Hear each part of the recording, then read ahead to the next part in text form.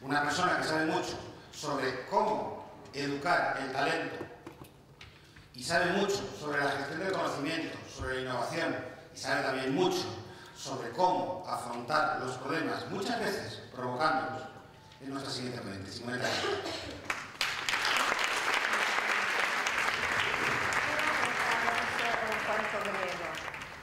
Es un cuento que habla de un burro que todos los días hace el mismo camino desde hace mucho tiempo. Siempre va llevando de la granja a otra granja mucha leña. Siempre va por el mismo camino, lo conoce muy bien desde hace muchísimos años, hasta que una noche, con un temporal, un árbol muy grande cae en su camino, cruza la carretera y el burro va allí y se encuentra con este obstáculo. Claro, él piensa, aquí no debería estar, y sigue, intenta seguir y se da un golpe. Pero dice, esto no es real. Si yo siempre he caminado por aquí, esto no es real. Y sigue. Y sigue. Una vez, 2, 3, 4 veces, hasta que al final cae rendido, se desmaya y así termina la historia del pobre burro griego. Y es que con las mejores intenciones a veces se producen los peores resultados. Eso no le pasa solo a este pobre burro, ¿verdad? Nosotros en nuestra vida diaria, muchas veces, delante de los problemas, seguimos utilizando las mismas herramientas. Digamos que las soluciones que un día me han servido ya no me sirven, pero yo sigo reiterándola en el tiempo más y más. Entonces me pregunto, ¿qué pasa con eso?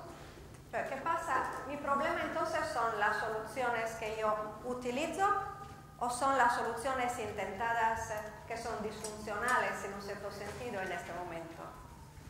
Y los seres humanos muchas veces entramos como en un bucle sin salida, nos quedamos allí mucho rato, incluso nos desanimamos y decimos que ya lo hemos intentado todo, cuando en realidad ese todo es solo exclusivamente seguir intentando cosas que algún día me han servido y ahora ya no.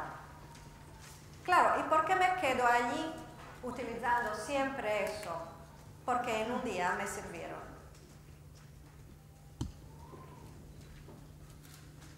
Ya ha dicho el compañero que no existe solo exclusivamente una realidad, existe mucho, pero todo esto se queda, digamos, en palabras hasta que no hagamos un camino para entender lo que quiere decir. Y ya no voy a contar más cuentos porque hoy son muchos, pero digamos que hay otro camino. Y este camino, en línea general, es un camino que yo no puedo conocer, no puedo racionalizar, porque aunque yo sepa que existe una posibilidad, aunque yo lo haya pensado, aunque yo lo haya racionalizado, aunque se me diga que hay que ser resiliente, aunque yo vea en el paquete de tabaco que fumar mata, sigo fumando. Entonces me pregunto, ¿somos seres racionales? La mayoría de nosotros sabemos que no, que nos movemos solo exclusivamente por pulsiones y por emociones y que el cambio solo se da delante de circunstancias que muchas veces son adversas, como han dicho los otros compañeros. Y mi propuesta es, ¿necesariamente tenemos que pasar por eso? ¿Necesariamente tengo que hacer un cáncer para cambiar camino o necesariamente tengo que perder algo? ¿Puedo encontrar alternativas? ¿Puedo provocar la resiliencia? ¿Puedo activar y desactivar mis capacidades, talentos y potenciales? Bueno, y hoy os propongo un camino que a mí me funciona. Ya hemos visto que la razón no sirve, pero esto es el camino que yo propongo. Digamos que es el camino justo inverso. No se trata de conocer las cosas para cambiar, se trata de provocar ese cambio para poder conocer. Claro, si nosotros somos buenos a ir en este camino, también se supone que podemos hacer el camino inverso, pero ¿cómo lo hago? ¿Cómo hago para cambiar sin que haya ese dolor y ese sufrimiento y sin que haya esa experiencia que en línea general hace que cambiemos? Aquí un gran filósofo de la, ¿cómo se puede decir?, de la persuasión, que era Pascal, nos da una pista. Siempre dice, antes de convencer la razón hay que tocar el corazón. Esa mujer fantástica que hemos visto, que ha contado su historia, lo que ha hecho es darnos pistas porque ha llegado directamente a nuestra emotividad e incluso hemos aplaudido a una persona que no estaba. Ha sido tan bonito que lo ha hecho bien, ha contado su historia y ha encontrado una solución. Delante de estos personajes tan fantásticos que consiguen cosas maravillosas, a veces nos sentimos muy pequeños y decimos, bueno, yo en mi día a día no sé si podría inventarme un juego para sanar una enfermedad, pero seguramente que cada uno de nosotros hace sus pequeñas cosas y lo convierte en un éxito igualmente. ¿Cómo hago para tocar el corazón? Esta es mi propuesta. El diálogo estratégico es algo, ¿cómo puedo decir?, un expediente que cada uno puede hacer de bricolaje en su casa. Y si son cosas pequeñas, si son cosas más importantes, siempre puede encontrar a alguien que le pueda ayudar. Nunca dejamos de comunicar, ¿no? Este es uno de los primeros axiomas de Václavich, que dice que la comunicación siempre se da, tanto que nosotros hablemos como que no hablemos. Entonces, ¿cómo sería encontrar esa fórmula de poder comunicarnos para encontrar un resultado que para nosotros sea positivo y que no sea limitante? Claro, nuestras respuestas a veces son de una forma, a veces son de otra, pero las preguntas, las buenas preguntas, hacen la diferencia. Entonces ya sería un primer, ¿cómo puedo decir?, una reflexión, una primera reflexión, pensar qué tipo de preguntas me hago delante de las cosas. El coaching está hecho de buenas preguntas, se dice de preguntas poderosas.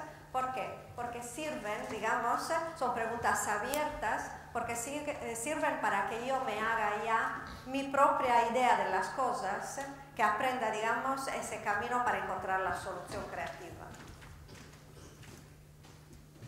Sigue Pascal diciendo que si una persona se persuade ella misma, se persuade antes y mejor.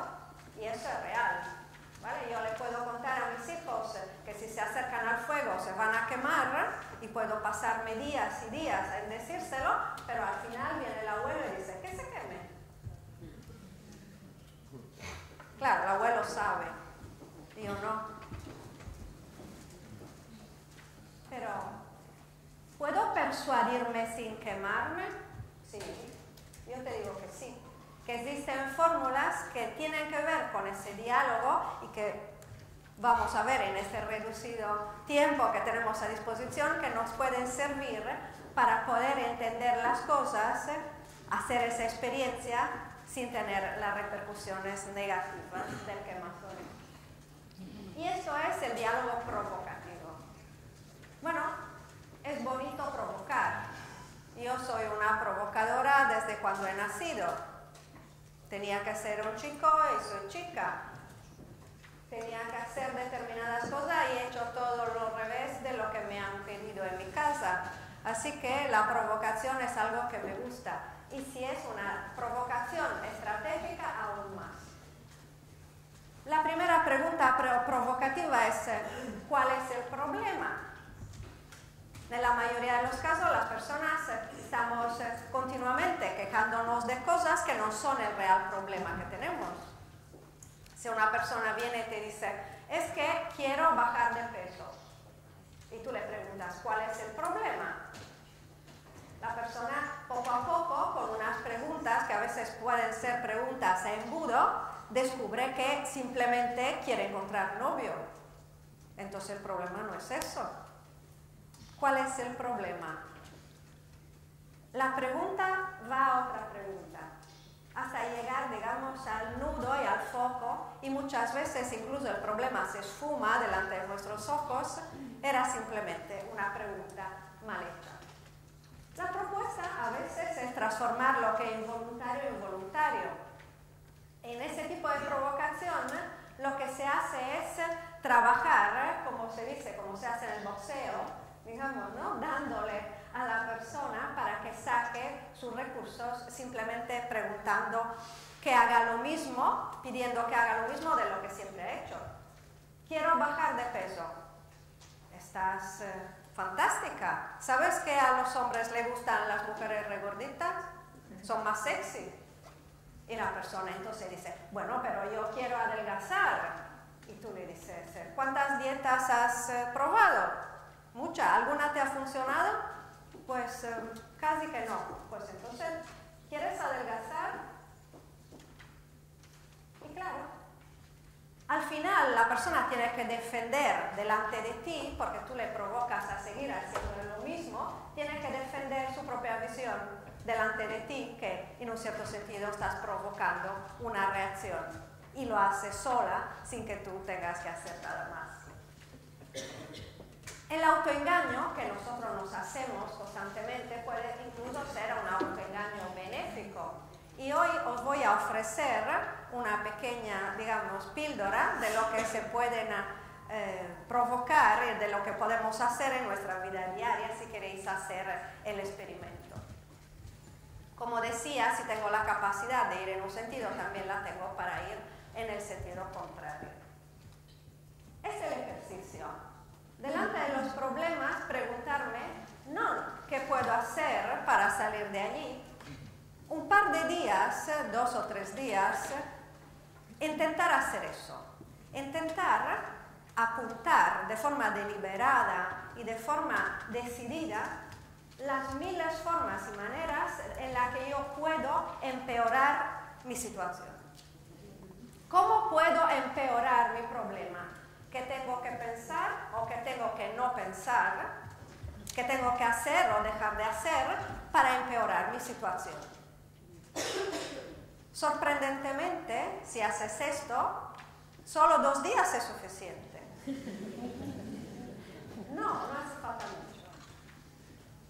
Simplemente haciendo eso, lo que hago es, número 1, romper ese bucle repetitivo de soluciones intentadas en la que me he quedado atrancada día tras día. Lo mejor de todo esto es que me impide pensar en que tengo que solucionar algo, entonces un autoengaño benéfico, le estoy pidiendo justo lo contrario. Y la fase número 2, que se da en la mayoría de las veces, he calculado un 87%, es que la persona, apuntando todas las formas y maneras de poder empeorar la situación, al final se ríe de sí misma, no ve las cosas como las veía en un principio e incluso su creatividad, que está libre de expresarse, ofrece soluciones que hasta este momento no se habían dado. Así que, como decía el gran Lao Tzu hace 4000 años, si quieres poner una cosa recta, antes tendrás que torcerla más. Muchas gracias.